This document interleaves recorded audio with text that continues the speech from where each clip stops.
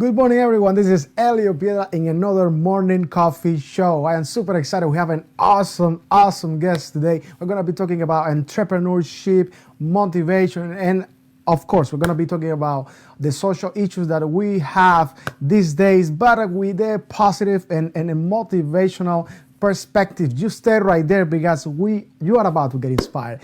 And this is coming your way after the intro. Here we go.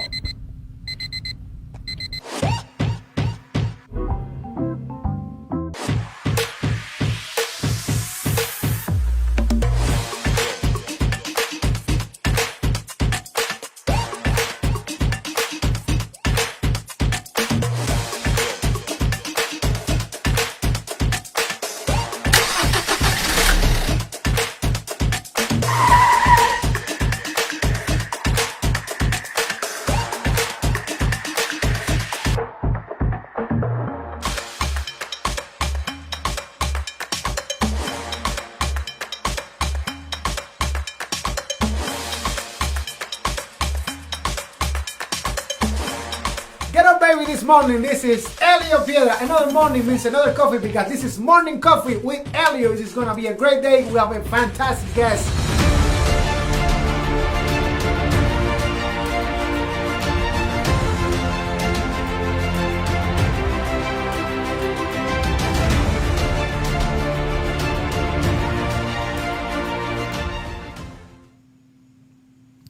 Welcome back to Morning Coffee with Elio, and we have our awesome guest, yes, here with us, and he's Sean McIntosh. Sean is a commercial real estate executive working on the cutting-edge mixed-use development Celebration Pointe. I mean, you know Celebration Pointe, we're in Gator Nation. He's active in the Gainesville Chamber of Commerce, serving on the Economic Development Committee for the past 2 years.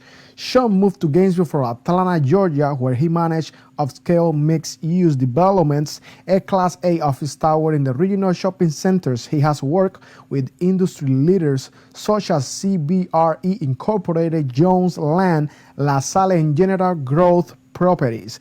Sean has a degree in accounting and for years has provided financial advice and guidance to startup entrepreneurs. He is galvanizing right now the Gainesville community to recognize and celebrate the important role of small business owners in our community. With the support of committed partners, Sean has made it a mission to help 1,000 local entrepreneurs start and grow profitable businesses and strengthen the Gainesville economy. Sean is from Chicago, Illinois, growing up in the Englewood neighborhood on the city's south side. He experienced many of the challenges facing people of colors, especially as a young black man. Sean counts himself fortunate to have had a strong family structure and positive role models. Sean is a father of 2 adult children and a daughter, Jordan, and son, Jalen. So, hello to you guys. And both reside in the greater Atlanta area. He also has the bonus dad to Leon, the son of his partner, Ariel. Spending time with Jordan, Jalen, Ariel, and Leon, as well as other family friends, is John's favorite pastimes. Let's welcome to Morning Coffee with Elio, Sean McIntosh. How you doing? I'm doing well. Good morning, Elio. How are you? I am better than good. Yeah, awesome. I feel very honored to have you here this morning, and I can't wait to share your story and your journey, as an entrepreneur and as a commercial real estate executive. So talk to me about the very beginning of Sean McIntosh. Yeah. Wow, that goes back a while. As you mentioned, I grew up in Chicago, on the south side of Chicago, a community called Englewood. It at the time was interestingly, a very tight-knit community, and has gone through some changes as the city of Chicago has. And as you mentioned, I faced challenges growing up, not really, and I think the biggest challenge was just not really having a sense of what was happening outside of my neighborhood, and within my neighborhood, the experiences were just lacking. And fortunately, I was able to go to a high school outside of my neighborhood. I played a lot of sports, so I stayed away from a lot of the activities that led people that I grew up with down the wrong road. So as you said, I count myself very fortunate for having those experiences and a strong family that helped me to develop into the man that I am now. I attended Northern Illinois University where I got my accounting degree, and right out of school, I joined a real estate company. And so my start in real estate was as an accountant. Um, I realized two things pretty early on. One was that an accounting degree was a great foundation for business, and two, that I was not an accountant. Um, I, I'm way too outgoing to kind of be in the back room and doing the same thing every month. I enjoy things that are more of a variety and more interfacing with other people. So I quickly shifted to other areas of real estate. As a property accountant, I switched to development accountant and pretty quickly worked my way into a development director role with General Growth Properties, which was at the time the second largest owner of malls in the United States. So that was an invaluable experience that taught me a different side of the business. So if you think about it, the way real estate works is, especially commercial real estate, the development process is the genesis. It's the beginning of the process. You have to build it first, right? So I learned how to be a part of that building process and develop a new center or redevelop an existing center. From there, I took on a role as a property manager. So once you have it built, you got to have somebody to manage it, right? So that the second phase of it, I actually kind of went in order a little bit almost. And that was sort of day-to-day property management. And now my role is more the big picture asset manager for not just where we are today in the property, but where are we going and how are we going to get there. So it's been a evolution for me from a career standpoint, and it's been a fun journey. But again, going back with some challenges, and we can talk about what some of those challenges are because they're really relevant to what's going on today and what's prevalent in today's society, and with all the social unrest, and that's heavy on my mind as it is with I'm sure a lot of people. Yeah, actually, I would love to expand a little more on those challenges. If you could mention a couple of them, or at least the biggest challenge that you had to face back in the days. Right. I think the biggest challenge is really access, and that's access to people who can teach you the way, to mentors, to people who have grown up in a business environment that you can go along for the ride with, so to speak. Access to capital, as a younger entrepreneurs face this, especially minorities. They just don't know the people who have access to capital. Again, teach them how to get access to capital. And then a big challenge also is just the feeling of being the only one that looks like you in most rooms that you're in. I faced that. The further I got into my career, the more I faced it. But from the beginning, as a professional, well, even going back to before I was a professional at my school, once I got into my major, I was the only one. It was me. And so it is a challenge to look around and just feel like, okay, nobody here has a similar background to me. Nobody here can relate to where I came from, and I can't relate to where they came from. And it gets to be, quite frankly, just a little lonely. And you have to Yeah. work through it. And I don't think if you don't have that experience, you might not ever understand it. But it is a challenge, and I don't know if people recognize it as much as they should. Yes. So when you say that you were fortunate enough to have, well, the role models in your family and all of that, but I wanted to ask you because you mentioned that living in that neighborhood, at some point you felt that you wanted that you didn't belong to that neighborhood and you wanted something else. Absolutely, absolutely. And again, my experience in high school, I went to what's called a magnet high school, called Whitney Young. Was located. I grew up on the south side. This school was located on the west side. So just the mere fact that I had to travel that far from my neighborhood was a good start. But I also went to school with people who were from all over the city, all different races, all different nationalities and backgrounds, and it was just an eye opener. It was learning from their experiences that were quite different from mine in a lot of cases. Um, I don't know that I could replace that as in terms of value and an impact on me as a young person. That is awesome. That is awesome. And I'm going to relate to what you said about going to, at this point, going beyond your comfort zone. You just mentioned that you had Abs- to travel like a far, far, you were far away from your high school. And that actually, Absolutely. it was kind of like a motivation for you. And talking about young entrepreneurs and helping people to get to the next level and also helping with capital and motivating young entrepreneurs, I would like to take the direction into this awesome project that you are about to start here in Gainesville. Talk to me about this. So the initiative is called GNV Entrepreneurship Initiative, and it's the Gainesville Entrepreneur Initiative. It's I partnered with a company called the Lonely Entrepreneur, started by a gentleman named Michael Dremmer, and it's a tool designed to help entrepreneurs or aspiring entrepreneurs with everything from writing a business plan to starting that business to growing that business and continuing to excel in that business. It's a tool that includes a knowledge base where entrepreneurs can go and take lessons at their own pace.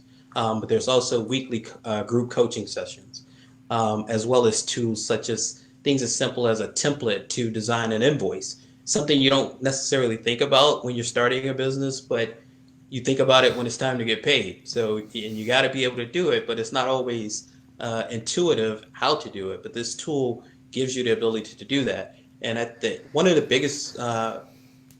key points to the tool to me, though, is the learning community, which is a sort of a group similar to a Facebook group. You go in, ask questions in this community, and everybody within the community can give you their feedback. So what I find is that there's power in numbers, and what you're trying to figure out or what you're going through, somebody in that group has done it, and the group is more than willing to say, "Hey, this is what I did when I did that," and you get so many points of um, feedback. It's almost sure that you'll find the answer to a question that you have in that group.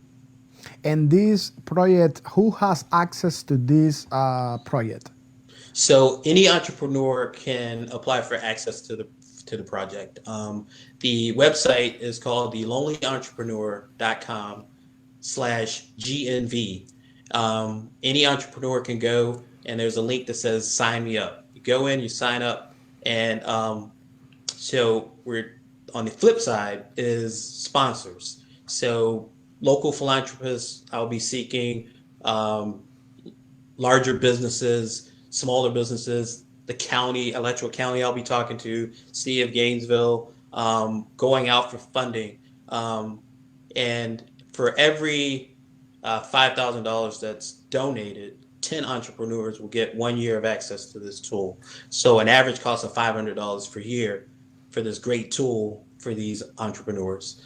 Um, these companies can decide if they want to just make it available for the first person that signed up, or they can target a specific type of entrepreneur, be it tech, retail. They could say, we want women entrepreneurs. Somebody could say, I'm buying 100 of these for African American entrepreneurs. So it's really tailored to what the donor wants to do, and it's open to everybody. That is fantastic. That is awesome. And what can you tell me about all this situation that we've been having with COVID-19, the economy, upside down? Uh, Absolutely. so why now? Why starting this project right now? No, I think this is the perfect time to do it. I think that coming out of this pandemic, unfortunately and just realistically, a lot of the traditional jobs will no longer be available. Some of them are not going to come back, at least not quickly. And I think that a lot of people will find themselves looking to reinvent themselves. And so many of them will do that through entrepreneurship. Not to mention that smaller businesses are going to struggle the most as a result of this pandemic. This tool will allow them access to something that can help them bounce back. The timing of this, actually, I started talking to this group right before the pandemic hit, and when it hit, a lot of times you think, "Oh my God, this is terrible from a business standpoint," but the fact that this tool is designed to help smaller businesses, which I believe is going to be the wave of the future, is just more than satisfying to me. I think it gives me more of an opportunity to help smaller businesses excel. That is fantastic. When you talk about the idea of reinventing yourself, Les Brown always said that you don't get in life what you want. You get in life what you are, and the idea of keep working on yourself constantly. Absolutely, So, absolutely. I wanna ask you. So, is there a support system as part of this project that is going to be available for the entrepreneurs that are members of the group? What is the support system that they're gonna get? So absolutely. So in addition to the coaching, the weekly coaching that I mentioned, I'm also bringing in another element with a colleague of mine called Best, and then another one called Most. Now these do target Black entrepreneurs and other minority entrepreneurs. Black is Black entrepreneurs surviving and thriving is what Best is an acronym for, and Most is um, minority owners surviving and thriving. And this will provide not only the tool that we talked about, but also so many hours, X hours, depending on, again, how many funds we're able to raise, but a certain number of hours of um, consulting from successful entrepreneurs who volunteer their time to consult these entrepreneurs as well. So that's an additional support system for these entrepreneurs. That is awesome. And I really admire how you are now supporting a lot of, the black entrepreneurs that you're mentioning. We have the black business community group on Facebook and all of that. And I want to ask you, have you ever feel that you as a black young entrepreneur, it was harder for you to get to where you are right now? So I'll say, let me just say this. I myself not really had entrepreneurial experience. My experience has always been corporate America, but Okay. I have seen, and as you said earlier, I have dedicated a good portion of my time to advising younger entrepreneurs that are getting started. And so I've seen it more secondhand, the challenges and the lack of opportunity, and that has motivated me to seek ways to help um, those entrepreneurs in any way that I can. Now, again, I have seen challenges from a corporate standpoint for Black business people advancing within companies, and the same thing exists for entrepreneurs. And okay, and now I want to ask you. You've been supporting March for Our Freedom movement, Absolutely. created for Yes, yes, sir. Ariel Lane, and Absolutely. and that has become a huge movement and a very inspiring movement. Here in especially in Gator Nation, guys, we are in Gator Absolutely. Nation, Gainesville, Florida. so Absolutely. so I want to ask you. So what are the next step right now after that amazing event in May Okay. 30th? What is the next step that is gonna take place soon or later? What can we expect from March for Our Freedom? Right. So let me go back to that event for a second, though. Yes. That event was the result of Ariel having to have a very hard conversation with Leo. And she decided that she wanted to be involved on some level. Some level. She made some phone calls to see what, if anything was being done, anything was being planned to protest or combat the issue of violence against Black people. And when she found out that there wasn't really anything planned in Gainesville, she decided to do something herself. Um, with a whole 3 days of planning, that event came together, right? So it was never her wildest dream that it would have gotten as big as it did. So it really, I hate to use the word, it wasn't intentional, but everything since then has been very intentional. So we have taken a step back and we're really thinking through what the next steps are. We want to be very intentional with what we do. Um, we have we are looking at systemic change, and the only way to do that is to get inside the system and change it. I don't think you can change the system completely from the outside. So we are working with government agencies, the county, the city of Gainesville. We've met with a commissioner. We've met with the city manager. We've met with the mayor. We've met with the Gainesville Police Department. We believe that we can affect change that way. We believe that voting rights are an issue, and just getting out to vote is also an issue. So we are planning a big voter registration drive is one of our next things. And this group also kind of coincides with the initiative that we're talking about in supporting entrepreneurs and Black businesses specifically. So one of the things we started are cash mobs, where we encourage people on a certain day to visit a specific Black-owned business.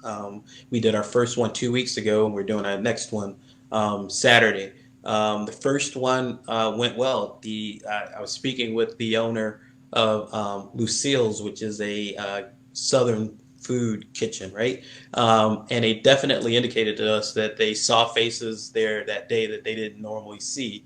And so they really appreciated the fact that we push business to them. And hopefully it's an ongoing thing, that people don't just go there because we told them to, but they go there, they experience something that they wouldn't have otherwise experienced, and they go back again, they tell friends. And so these businesses are able to grow through that.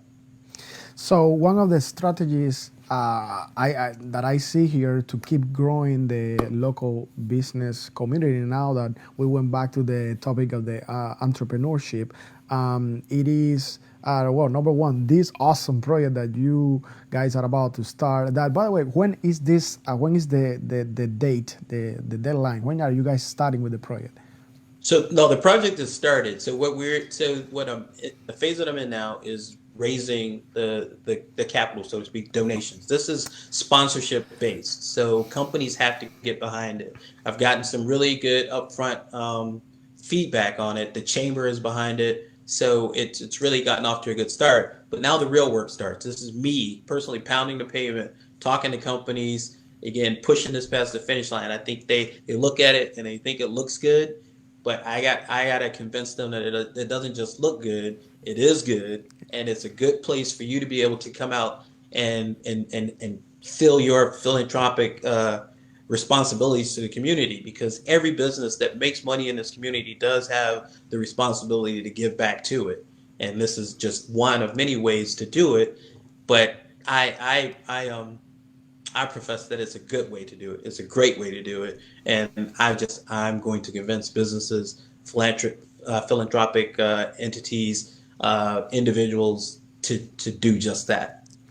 Actually, I am very glad that I asked you that question, because we just had here Christopher Johnson. Hopefully, Christopher, you're watching from Tampa now, and hello to you, my brother. He came and he's part of an amazing organization that helps businesses and a project like this to reach their goals. So probably this is a great way to connect with Christopher that came and we talk about this, and we will love to support the project. If you allow me, I can have like a flyer with all the information that how people can reach out to you, how people can reach out via different vias, emails, or is there a website? So talk to me about what is the best way to reach out to you or anybody that is in charge of the sponsorship, how to collect sponsors.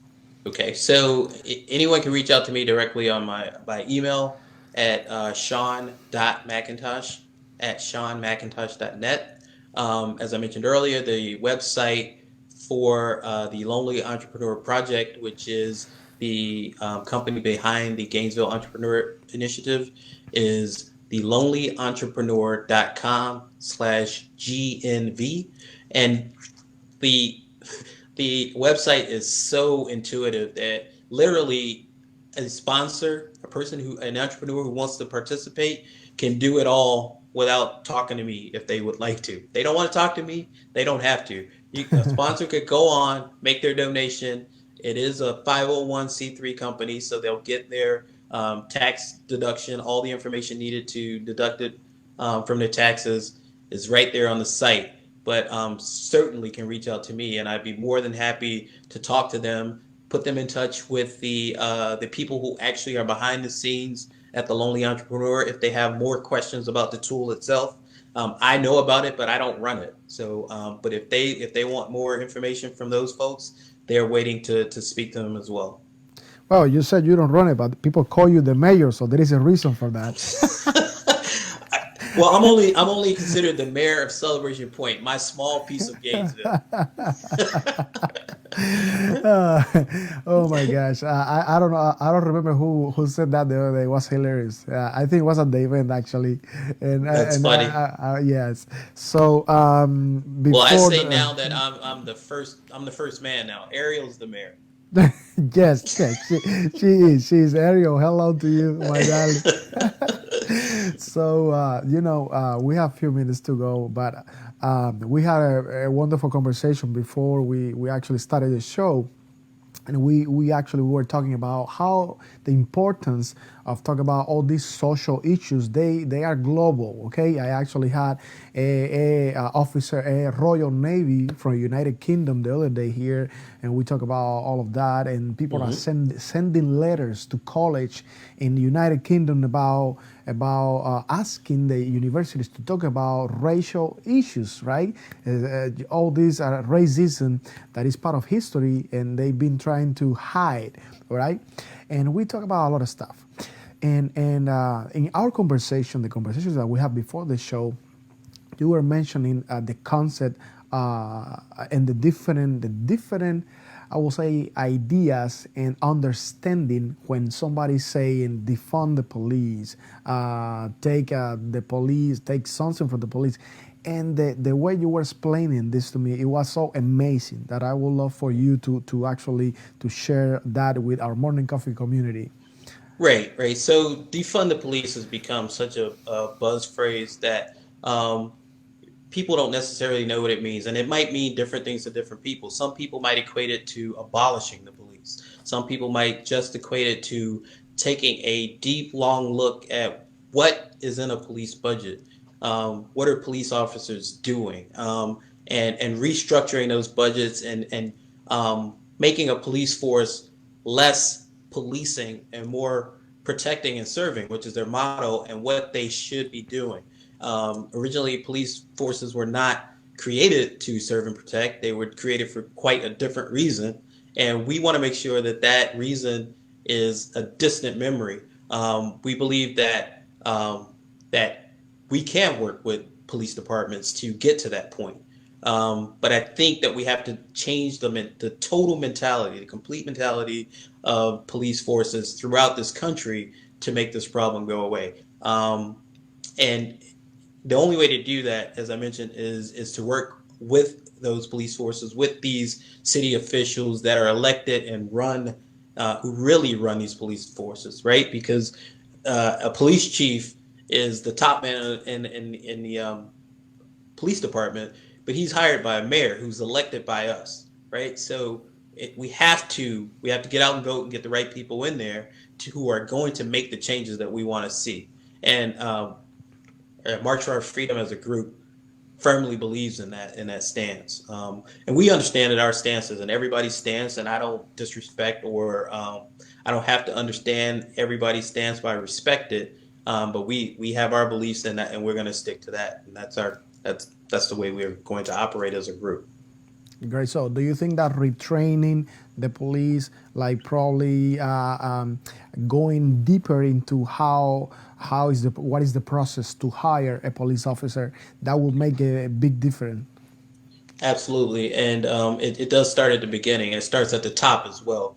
So I think training alone won't fix the issue.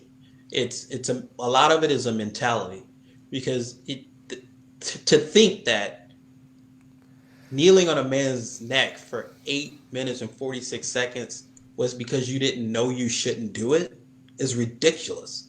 So no Yes. how matter how matter no matter how much you train that man, his mentality is what needs to change, and the mentality of police officers in general has to change. And again, it's not all officers. We get that, but it doesn't really matter what in terms of the approach. You have to approach it as if it is all police officers, and that we have to kind of strip this hiding behind the blue shield because a lot of times when something happens, there's a come together kind of mentality where you have to protect your fellow man in blue, whether they're wrong or right, and we have to do away with that mindset and that mentality in order to make real change.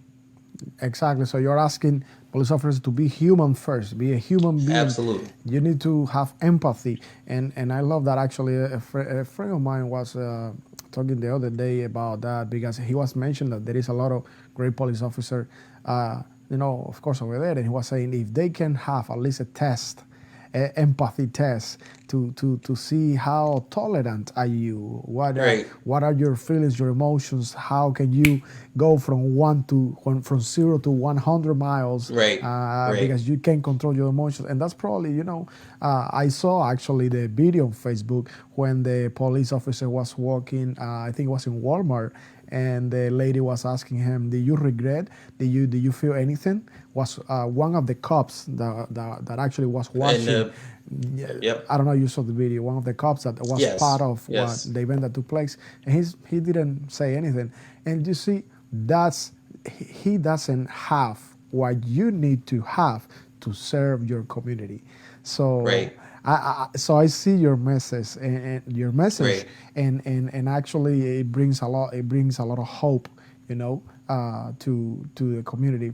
So Right. thank you so much for sharing that, because Absolutely. Absolutely. I, I think it's a very important. It is a very important element right now. We are in a situation that we need these conversations. We need to talk about everything, and we need to be able to talk about that. And we need Absolutely. to. Respectfully is the key, right? We have to be able to respectfully talk about this because we don't have to agree on everything, but we have to respect another person's perspective and understand that not everybody's perspective is going to be yours. And just like you're entitled to your perspective, everybody's entitled to theirs. So respect, I think, is the biggest thing that needs to be a part of these conversations. I love that. I love that, Sean. Thank you so much for sharing that. And before we go, what would you say to young entrepreneurs that they are looking, that they are right now, they feel really down because of this situation. They feel they are hopeless. They don't see an exit. And what would you say to them? Something that motivates them to keep seeking and their dreams and their goals.